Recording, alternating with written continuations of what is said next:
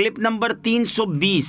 اس clip میں آپ سورہ انعام کی آیت نمبر 137 سے 139 تک کی تلاوت، ترجمہ اور تفسیر قرآن صراط الجنان سماعت فرمائیں گے۔ بسم اللہ الرحمن الرحیم۔ ترجمہ، اللہ کے نام سے شروع جو نہایت مہربان رحمت والا ہے۔ وَكَذَلِكَ زَيَّنَ لِكَثِيرٍ مِّنَ الْمُشْرِكِينَ قَتْلَ أَوْلَادِهِمْ شُرَكَاؤُهُمْ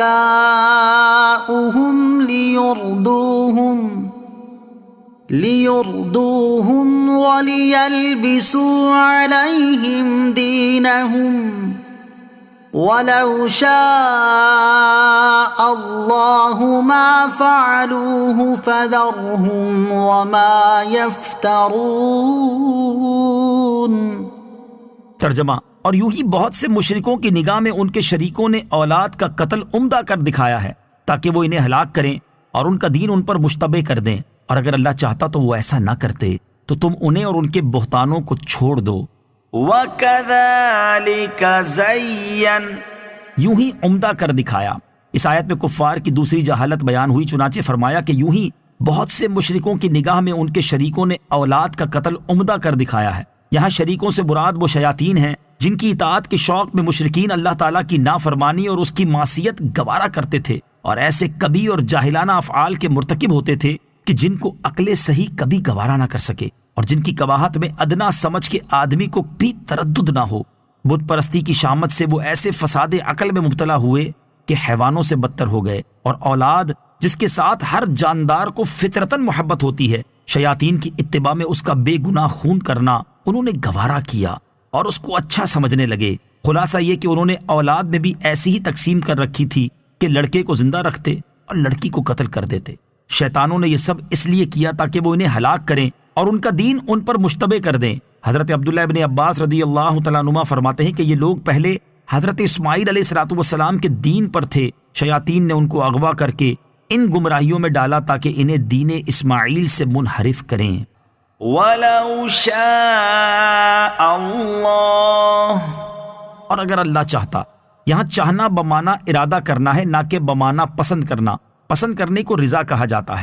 خیال رہے کہ دنیا میں جو کچھ ہو رہا ہے اللہ کے ارادے سے ہو رہا ہے، یعنی جو کچھ بندہ اپنے اختیار سے کرنا چاہتا ہے تو اللہ تعالیٰ اس فعل کو پیدا فرما دیتا ہے۔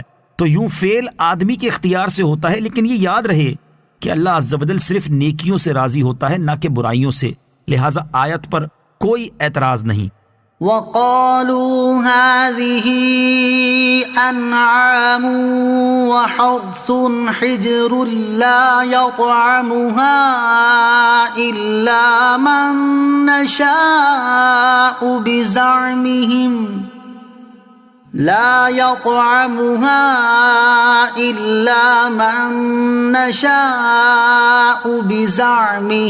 وَأَنْعَامٌ حُرِّمَتْ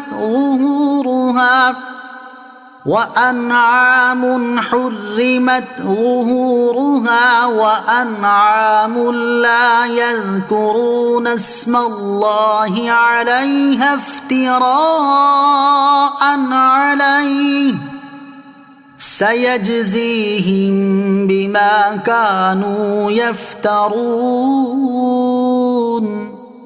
ترجمہ، اور مشرک اپنے خیال سے کہتے ہیں یہ مویشی اور کھیتی ممنوع ہے، اسے وہی کھائے جسے ہم چاہیں، اور کچھ مویشی ایسے ہیں جن کی پیٹھوں پر سواری کو حرام کر دیا گیا، اور کچھ مویشی وہ ہیں جن کے ذبح پر اللہ کا نام نہیں لیتے۔ یہ باتیں اللہ پر جھوٹ باندھتے ہوئے کہتے ہیں، ان قریب وہ انہیں ان کے بہتانوں کا بدلہ دے گا۔ وقالوا، اور مشرک کہتے ہیں، مشرکین اپنے بعض مویشیوں اور کھیتیوں کو اپنے باطل معبودوں کے ساتھ نامزد کر کے اپنے زوم میں کہنے لگے کہ ان مویشیوں اور کھیتیوں سے فائدہ اٹھانا ممنوع ہے، اسے وہی کھائے گا جسے ہم چاہیں گے۔ چنانچہ وہ بتوں کے نام پر چھوڑی ہوئی پیداوار اور اپنے باطل معبودوں کے ساتھ نامزد کیے ہوئے جانوروں میں سے بت خانوں کے پجاریوں اور بتوں کے خدام کو دیتے تھے۔ وَأَنْعَامٌ حُرِّمَتْ ظُهُورُهَا، اور کچھ مویشی ایسے ہیں جن پر چڑھنا حرام ٹھہرایا۔ اس آیت میں کفار کی چند بد عملیوں کا ذکر ہے۔ ایک تو اپنے بعض کھیتوں کو بتوں کے نام پر یوں وقف کرنا کہ اس کی پیداوار صرف مرد کھائیں، عورتیں نہ کھائیں، اور وہ آمدنی صرف وہ کھائیں جو ان بتوں کے خدام ہیں۔ دوسری یہ کہ بتوں کے نام پر جانور چھوڑ دینا جیسے بحیرہ سائبہ وغیرہ جن سے کوئی کام نہ لیا جائے نہ کسی کھیت سے انہیں ہٹایا جائے، یہ دونوں کام تو شرک ہیں، مگر ان چیزوں کا کھانا حرام نہیں۔ اس لیے جہاد میں صحابہ کرام رضی اللہ تعالی عنہم ان تمام چیزوں پر قبضہ کر کے استعمال فرماتے تھے۔ تیسری یہ کہ بتوں کے نام پر ذبح کرنا یہ کام بھی شرک ہے اور اس کا کھانا بھی حرام ہے، اور یہ ما اہل بہ لغیر اللہ میں داخل ہے۔ وقالوا ما في بطون هذه الأنعام خالصة لذكورنا ومحرم على أزواجنا وإن يكن ميتة فهم فيه شركاء سيجزيهم وصفهم انہ حکیم علیم۔ ترجمہ، اور کہتے ہیں کہ ان مویشیوں کے پیٹ میں جو ہے وہ خالص ہمارے مردوں کے لیے ہے اور ہماری عورتوں پر حرام ہے، اور اگر وہ مرا ہوا ہو تو پھر سب اس میں شریک ہیں۔ ان قریب اللہ انہیں ان کی باتوں کا بدلہ دے گا، بے شک وہ حکمت والا علم والا ہے۔ وقالو، اور کہتے ہیں، کفار عرب کا عقیدہ تھا بحیرہ سائبہ اونٹنی کا بچہ اگر زندہ پیدا ہو تو صرف مرد کھا سکتے ہیں اور عورتیں نہیں کھا سکتی، اور اگر مردہ پیدا ہو تو عورت مرد سب کھا سکتے ہیں۔